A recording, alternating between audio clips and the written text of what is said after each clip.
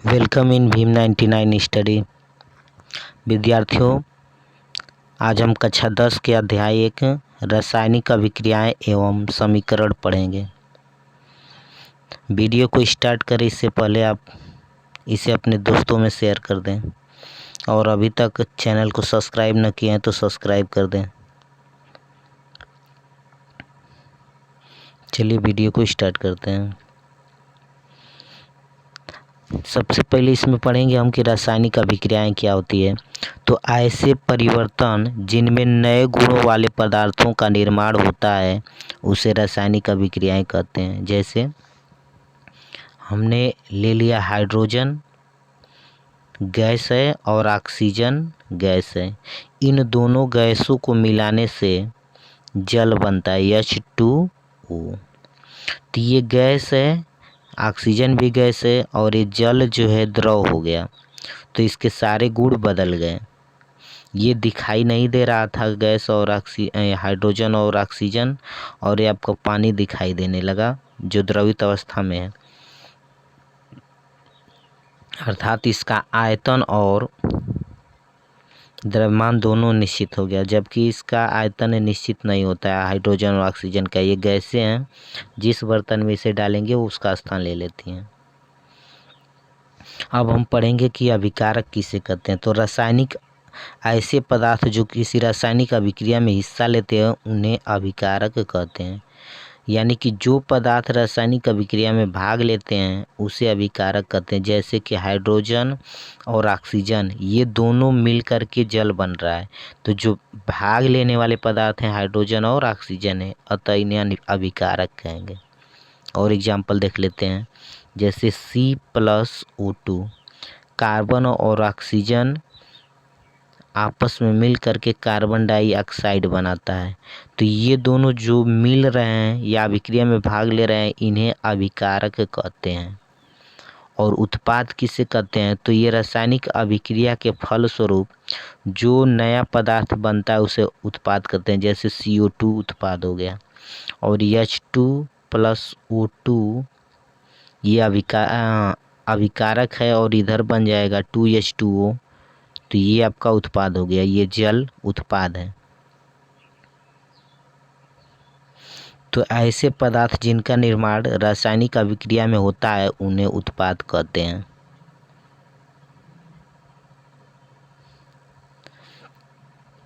उदाहरण के लिए उत्पाद देखते हैं, उदाहरण के लिए क्या क्या है। तो भोजन का पचना भी एक रासायनिक अभिक्रिया है। श्वसन, लोहे पर जंग लगना ये भी रासायनिक अभिक्रिया है। मैग्नीशियम फीते का जलना और दूध से दही का बनना ये सारे रासायनिक अभिक्रियाएं हैं। तो याद रहे, पूछता है रासायनिक अभिक्रियाएं की उदाहरण, तो भोजन का पचना, श्वसन, लोहे पर जंग लगना, मैग्नीशियम फीते का जलना और दही का बनना ये सारी रासायनिक अभिक्रियाएं हैं। आगे पढ़ेंगे रासायनिक अभिक्रिया के प्रेक्षण। अब कोई भी रासायनिक अभिक्रिया होती है तो उसमें हमें क्या क्या परिवर्तन देखने को मिलता है। तो किसी भी रासायनिक अभिक्रिया के पूर्ण होने पर अवस्था में परिवर्तन, अर्थात अगर गैस है तो ये जल बन गया, तो अवस्था में परिवर्तन हुआ ना। ये गैस ये भी गैस और दोनों मिल करके बन गया द्रव लिक्विड, तो अवस्था में परिवर्तन देखने को मिलता है। रंग में परिवर्तन, रासायनिक अभिक्रियाएं जब होती हैं तो रंग में भी परिवर्तन हो जाता है।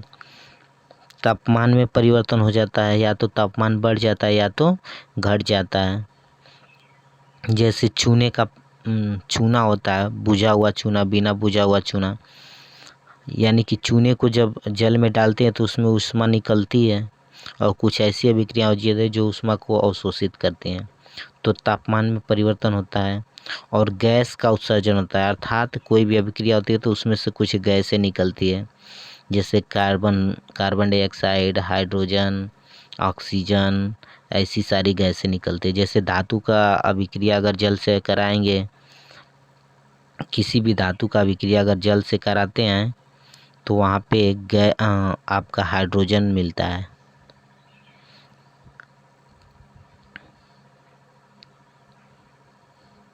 अब पढ़ेंगे रासायनिक परिवर्तन को प्रदर्शित करना। ये कैसे रासायनिक परिवर्तन को प्रदर्शित करते हैं।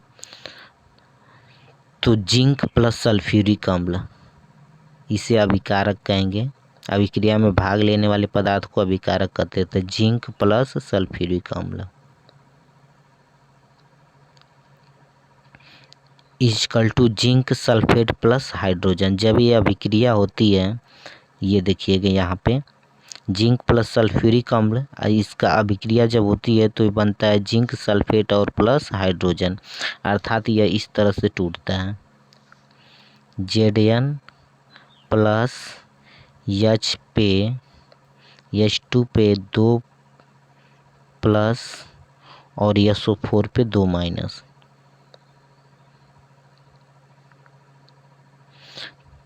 तो विद्युत रासायनिक श्रेणी में जिंक हाइड्रोजन से ऊपर स्थित है, इसलिए हाइड्रोजन को जिंक हटा देगा तो जिंक सल्फेट के साथ लग जाएगा, तो ये हो जाएगा जिंक सल्फेट और हाइड्रोजन अलग हो जाएगा, अर्थात ये H2 गैस निकलेगी यहाँ से। दोस्तों, यदि यह वीडियो आपको पसंद आ रहा है तो इसे लाइक कर लें तथा अपने दोस्तों के साथ शेयर जरूर करें। अब पढ़ेंगे हम लोग रासायनिक समीकरण। रासायनिक समीकरण किसे कहते हैं। तो रासायनिक अभिक्रिया रासायनिक समीकरण द्वारा निरूपित की जाती है। कोई भी रासायनिक अभिक्रिया अगर होती है तो उसे रासायनिक समीकरण द्वारा निरूपित करते हैं। रासायनिक समीकरण में तत्वों के प्रतीक या अभिकारक और उत्पाद के रासायनिक सूत्र उनकी भौतिक अवस्थाओं के साथ लिखते हैं। रासायनिक अभिक्रिया में आवश्यक परिस्थितियों जैसे ताप, दाब, उत्प्रेरक आदि को तीर के निशान के द्वारा ऊपर या नीचे दर्शाया जाता है। किसी भी रासायनिक अभिक्रिया को अगर आपको लिखना है तो इधर उत्पाद लिखेंगे, इस साइड उत्पाद लिखेंगे, ये अभिकारक इस साइड अभिकारक लिखेंगे और दाएं साइड आपका उत्पाद रहेगा। मान लीजिए कि A प्लस B अभिकारक है और C आपका उत्पाद है। तो उत्पाद में आपको अगर कोई गैस निकल रहा है तो इसे तीर के द्वारा ऊपर ऐसे चिन्ह प्रदर्शित करेंगे। अगर यह द्रव है या ठोस कोई नीचे बैठने वाली चीज़ है तो ऐसे प्रदर्शित करेंगे। या आपका या ऊष्मा वगैरह लग रही है गर्म करने के लिए, ऐसे चिन्ह यहाँ पे प्रदर्शित करते हैं। और कितने कैलोरी ऊष्मा लग रही है तो यहाँ पे प्लस उत्पाद के आगे प्लस करके लिख देते हैं। 400 कैलोरी, 200 कैलोरी, जितनी ऊर्जा लगती है उतना लिख देते हैं। तो यही कह रहे रासायनिक अभिक्रिया में रासायनिक समीकरण द्वारा निरूपित की जाती है। रासायनिक समीकरण में तत्वों के प्रतीक या अभिकारक और उत्पादों के रासायनिक सूत्र उनकी भौतिक अवस्थाओं के साथ लिखते हैं। मान लीजिए कि हमने ऑक्सीजन को लिखा और हाइड्रोजन को लिखा, तो इन तत्वों के प्रतीक हो गए। ऑक्सीजन का प्रतीक O, हाइड्रोजन का प्रतीक H, और इनकी भौतिक अवस्थाएं क्या है, यानी कि ठोस है कि द्रव है या गैस है। तो गैस है तो इसको भौतिक अवस्थाओं के साथ लिखते हैं। अगर ठोस है तो ठोस लिखेंगे, द्रव है तो द्रव, और गैस है तो गैस लिखेंगे। अब हम लोग पढ़ेंगे रासायनिक अभिक्रिया को संतुलित करना।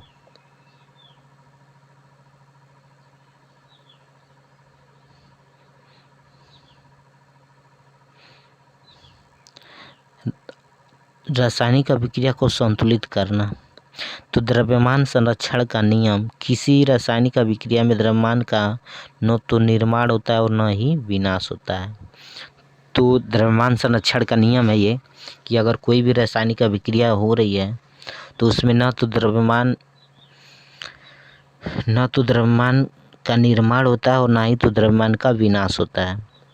तो रासायनिक अभिक्रिया के पहले अभिकारक में यानी कि और उसके पश्चात उत्पाद में प्रत्येक तत्व के परमाणुओं की संख्या समान होनी चाहिए। तो निष्कर्ष निकलता है इसीलिए कि अगर मान लीजिए कि इधर A प्लस B अभिकारक में जितना द्रव्यमान है उतना ही उत्पाद में द्रव्यमान होता है, तो इधर जितने परमाणु इधर हैं उतने परमाणु इधर होना चाहिए, तो तब जाकर के समीकरण आपका संतुलित हो जाएगा। चरणबद्ध संतुलन करना, हीट एंड ट्रायल मेथड से हम लोग पढ़ेंगे कैसे संतुलित करते हैं।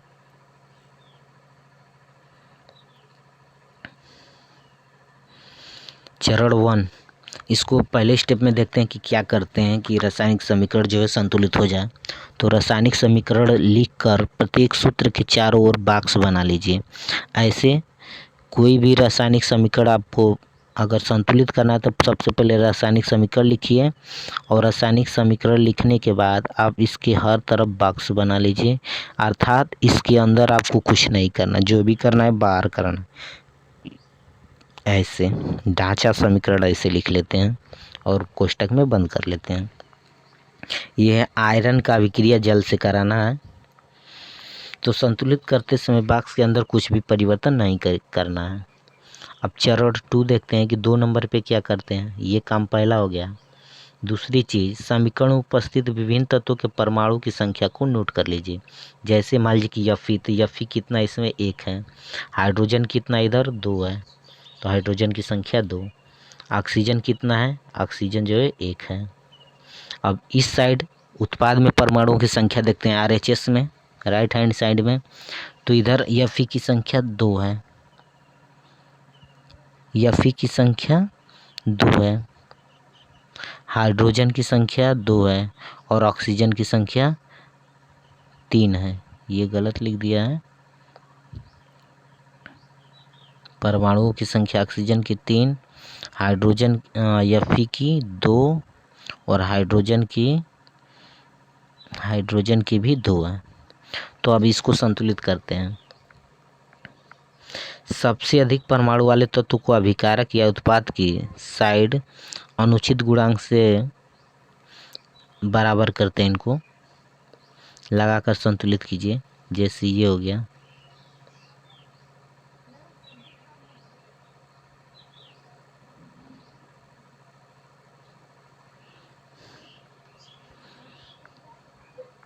ये समीकरण कुछ गलत लिखा गया है। Fe H2O Fe3O4 plus H2 है, ये समीकरण है। ऊपर का समीकरण गलत है, तो इसको संतुलित करने के लिए मान लीजिए इधर 3 हाइड्रोजन है, तीन Fe है, इधर Fe एक ही है, तो यहाँ पे 3 का अगर गुणा कर दें तो Fe बराबर हो जाएगा। तब इधर ऑक्सीजन देखेंगे, इधर 4 ऑक्सीजन है और इधर केवल एक ही ऑक्सीजन है, तो इसलिए यहाँ पे 4 का गुणा करेंगे, तो 4 का गुणा करेंगे तो ये 4 दूना के 8 हाइड्रोजन हो गया और ऑक्सीजन 4 ही है।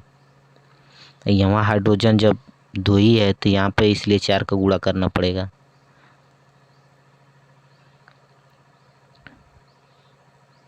ये देखिएगा, यहाँ पे समझ में नहीं आया तो फिर से इसे मैं कर देता हूँ, समझिए एक बार। ये समीकरण मैं ऐसे लिख देता हूँ,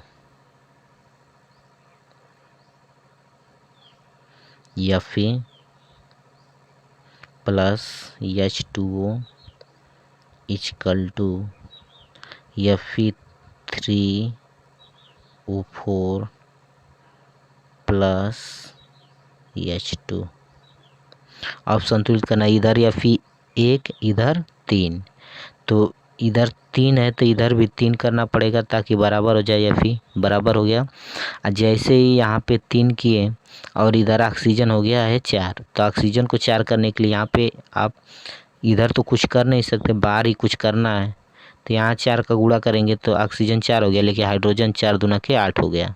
अगर 4 दूना के 8 तो यहाँ पे हाइड्रोजन 2 ही है, अगर यहाँ पे 4 का गुणा कर दें तो देखो अब सब बराबर है। 3 Fe इधर 3 Fe, हाइड्रोजन 8, इधर भी हाइड्रोजन 8, इधर ऑक्सीजन 4 तो इधर भी ऑक्सीजन 4। यह अभिक्रिया संतुलित हो गई। 5वां चरण करना है, अभिकारक एवं उत्पादों की भौतिक अवस्था लिखना है। जैसे ठोस को यस से, द्रव को लिक्विड यल से और गैस को जी से, और जलीय विलयन को एक यू से लिखते हैं। अगर कोई जलीय विलयन है तो एक यू से लिखेंगे।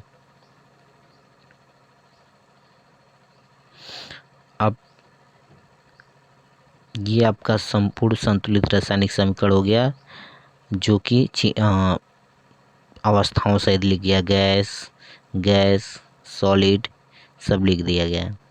कुछ आवश्यक परिस्थितियों जैसे ताप, दाब, उत्प्रेरक आदि को भी तीर के निशान के ऊपर या नीचे लिखते हैं। अब हम लोग पढ़ेंगे रासायनिक अभिक्रिया के प्रकार। तो सबसे पहले जो अभिक्रिया हर परीक्षा में आता है, अगर यूपी बोर्ड के तो मतलब ज़रूर आता है आपका ऑप्शन में या तो 1-2 नंबर में लिखने के लिए। संयोजन अभिक्रिया किसे कहते हैं? तो इस अभिक्रिया में 2 या 2 से अधिक अभिकारक मिलकर एकल उत्पाद बनाते हैं। जैसे A+B, 2 पदार्थ मिले हैं और एकल उत्पाद बना रहे हैं C। ठीक है, A+B को अगर मिला दे तो एक एकल उत्पाद बनता है C, तो इसीलिए इसे कहते हैं संयोजन अभिक्रिया। संयोजन जुड़ना, जैसे C+O2 = CO2 जुड़ गया ना, C+O2 = CO2 जुड़ गया तो ये संयोजन अभिक्रिया है। इसी तरह CH2+O2 = 2H2 ये संयोजन अभिक्रिया है। और CaO+H2O ये सारा जुड़ करके कैल्शियम हाइड्रोक्साइड बनाता है बुझा हुआ चूना, यानी कि बिना बुझा हुआ चूने को जल में घोलेंगे तो बुझा हुआ चूना मिलता है, तो ये भी संयोजन अभिक्रिया है। अब पढ़ते हैं ऊष्माक्षेपी अभिक्रिया, अर्थात ऊष्मा देने वाली अभिक्रिया। जब अभिक्रिया होता है तो उसके साथ ऊष्मा भी निकलती है, तो ऐसी अभिक्रिया को हम लोग ऊष्माक्षेपी अभिक्रिया कहते हैं। जिन अभिक्रियाओं में उत्पाद के निर्माण के साथ साथ ऊष्मा भी उत्सर्जन होता है, इससे अभिक्रियाओं को ऊष्माक्षेपी अभिक्रिया कहते हैं। जैसे प्राकृतिक गैस का दहन, मेथेन CH4 मेथेन को ऑक्सीजन के साथ दहन कराएंगे तो कार्बन डाइऑक्साइड और जल प्राप्त होगा, इसके साथ ऊष्मा भी निकलेगा। श्वसन अभिक्रिया, तो ये ग्लूकोज है C6H12O6 को ऑक्सीजन से अभिक्रिया कराएंगे तो कार्बन डाइऑक्साइड और जल तथा ऊष्मा प्राप्त होगा। अब पढ़ेंगे वियोजन अभिक्रिया किसे कहते हैं। तो इससे मतलब परिभाषा और एग्जाम्पल याद होना चाहिए इसमें से। वियोजन अभिक्रियाएं, इस अभिक्रिया में एकल अभिकारक टूटकर 2 या उससे अधिक उत्पाद बनाते हैं। अर्थात एक पदार्थ है ये टूट करके 2 पदार्थ में बट गया B+C में। एकल अभिकारक टूटकर 2 या 2 से अधिक उत्पाद बनाता है, तो ऐसे अभिक्रिया को वियोजन कहते हैं। वियोजन का मतलब टूटना। तो ये वियोजन अभिक्रिया भी पढ़ेंगे। इसमें एक ऊष्मीय वियोजन, तो ऊष्मा द्वारा किया गया वियोजन को ऊष्मीय वियोजन कहते हैं, अर्थात ऊष्मा के द्वारा इसको अलग अलग होना, 2 भाग में टूटना ऊष्मीय वियोजन। जैसे फेरस सल्फेट या FeSO4 को अगर ऊष्मा देंगे तो ये फेरिक ऑक्साइड मतलब भूरा लाल रंग फेरिक ऑक्साइड सल्फर डाइऑक्साइड और सल्फर ट्राइऑक्साइड में बदल जाता है, यानी कि इसका वियोजन हो जाता है 3 भागों में। इसी तरह से कैल्शियम कार्बोनेट यानी कि चूना पत्थर को अगर ऊष्मा दे तो कैल्शियम ऑक्साइड बिना बुझा हुआ चूना और कार्बन डाइऑक्साइड निकलता है, ये वियोजित हो गया। यानी कि एक पदार्थ एक से अधिक पदार्थों में वियोजित हो जाता है, तो इसे वियोजन अभिक्रिया कहते हैं। और ऊष्मा देने पर अगर वियोजन हो रहा है तो उसमें वियोजन। अब दूसरा आता है इसमें वैद्युत वियोजन।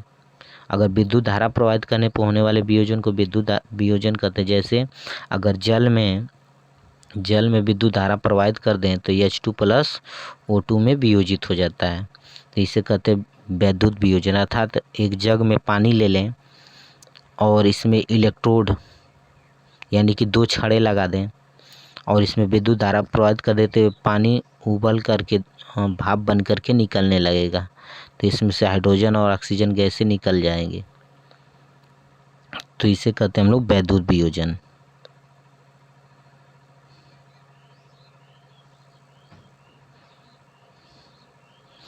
इसी तरह से होता है प्रकाशीय वियोजन। सूर्य के प्रकाश की उपस्थिति में होने वाले वियोजन को प्रकाशीय वियोजन कहते हैं। जैसे सिल्वर क्लोराइड सूर्य के प्रकाश में सिल्वर और क्लोरीन में बदल जाता है। इसी तरह से सिल्वर ब्रोमाइड भी सूर्य के प्रकाश में सिल्वर और ब्रोमीन में बदल जाता है।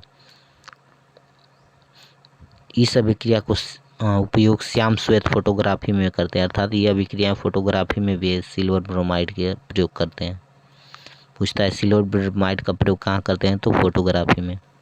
अगला पढ़ेंगे ऊष्माशोषी अभिक्रिया। ऐसी अभिक्रियाएं या अभिकारकों को तोड़ने के लिए ऊष्मा या प्रकाश या विद्युत ऊर्जा की आवश्यकता होती है, उसे ऊष्मा शोषीय अभिक्रिया कहते हैं। अर्थात ऐसी अभिक्रियाएं ऊष्मा का शोषण करती हैं, ऊष्मा सोख लेती हैं, यानी कि ऊष्मा लेकर के ही तब जाके ये अभिक्रियाएं पूर्ण होती हैं।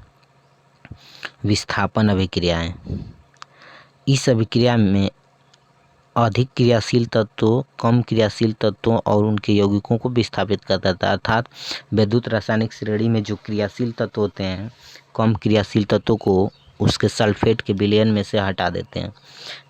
जैसे Fe विद्युत रासायनिक श्रेणी में कॉपर से ऊपर है, इसलिए Fe जो है कॉपर को हटा देगा, अर्थात कॉपर की जगह Fe चले जाएगा और कॉपर Fe की जगह हो जाएगा, यानी कि FeSO4 बन जाएगा, फेरस सल्फेट। Fe सल्फेट के साथ मिलकर FeSO4 और कॉपर अलग हो जाएगा। तो इसे कहते हैं विस्थापन, यानी कि ये कॉपर का स्थान ले लिया, Fe कॉपर का स्थान ले लिया और कॉपर Fe का स्थान ले लिया, तो ये विस्थापन अभिक्रिया हो गया। ऐसी अभिक्रिया को विस्थापन अभिक्रिया कहते हैं। लोहे की कील पर भूरे रंग की कॉपर की परत जम गई, कॉपर सल्फेट के नीले विलयन का रंग हरा FeSO4 के निर्माण के कारण हो गया। जिंक का अभिक्रिया अगर कॉपर सल्फेट से कराएं तो जिंक जो है स्थान ले लेगा कॉपर का, तो जिंक सल्फेट और कॉपर, जिंक कॉपर से अधिक क्रियाशील होता है। अब द्विविस्थापन अभिक्रिया करें। द्विविस्थापन अभिक्रिया क्या होता है, तो इस अभिक्रिया में उत्पादों का निर्माण दो यौगिकों के बीच आयनों के आदान प्रदान से होता है। सोडियम सल्फेट और बेरियम क्लोराइड, तो ऐसी अभिक्रियाओं आयनों का आदान प्रदान होता है, तब ये अभिक्रिया संपन्न होती है। अगर इसको व्यवस्थित करें तो Na पे 1 प्लस, अब प्लस SO4 पे 2 माइनस, ये आयन बन गए 2 माइनस। इसी तरह से Ba पे 2 प्लस और Cl पे 1 माइनस। तो ये वाला सल्फेट वाला बेरियम के साथ प्लस माइनस एक जगह और ये वाला प्लस माइनस एक जगह, Na प्लस और Cl माइनस एक जगह, तो NaCl बन गया। ये बेरियम सल्फेट के साथ मिलकर के बेरियम सल्फेट बन गया।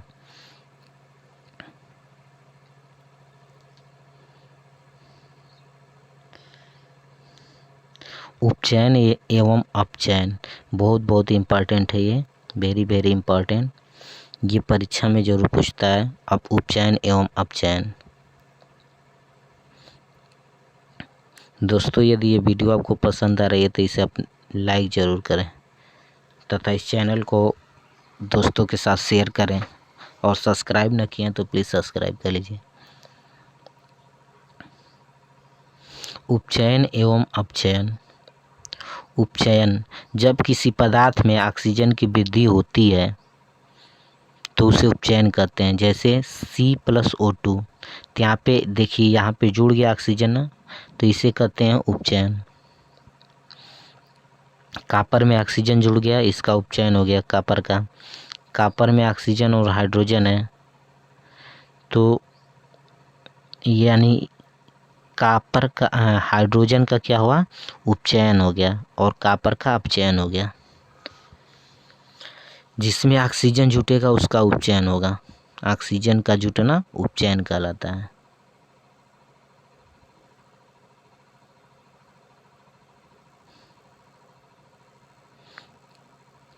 अब पढ़ेंगे अपचयन किसे कहते हैं। तो जब किसी पदार्थ में ऑक्सीजन का ह्रास होता है, अर्थात ऑक्सीजन बाहर निकलता है, तो उसमें उपचयन होता है, अपचयन होता है।